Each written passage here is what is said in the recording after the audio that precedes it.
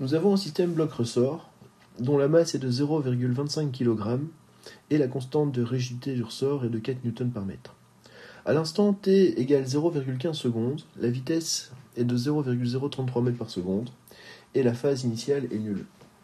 On nous demande de déterminer l'équation y de t du mouvement ainsi que la valeur de l'accélération lorsque t égale 0,15 secondes. L'équation du mouvement est toujours de type y de t est égale à a fois sinus d'oméga t plus phi 0. Ici, nous avons phi 0. Nous devons donc déterminer l'amplitude du mouvement ainsi que la pulsation.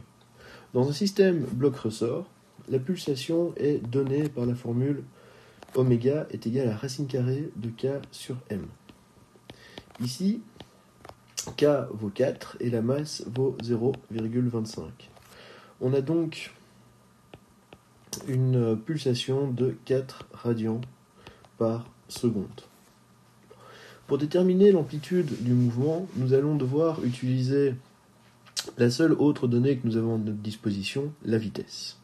Nous savons que dans un mouvement harmonique, la vitesse est donnée par V est égal à A fois oméga fois cosinus d'oméga t plus phi 0.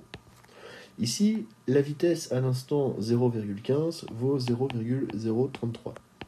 C'est égal à A fois 4 fois le cosinus d'oméga, donc 4, fois le temps 0,15 plus phi 0 qui, dans ce cas-ci, est nul. On a donc 0,033 qui est égal à 4 fois l'amplitude fois le cosinus de 0,6 radian. L'amplitude est donc égale à 0,033 divisé par 4 fois cosinus de 0,6. Et on trouve comme amplitude 0,01 mètres. Alors, on va donc maintenant pouvoir écrire l'équation de la position en fonction du temps. Y est égal à l'amplitude 0,01 fois le sinus de 4t. Pour déterminer la valeur de l'accélération à l'instant t égale 0,15 secondes, nous pouvons utiliser la formule A est égal à moins oméga carré fois y. Donc, moins 16 fois 0,01 fois sinus de 4t.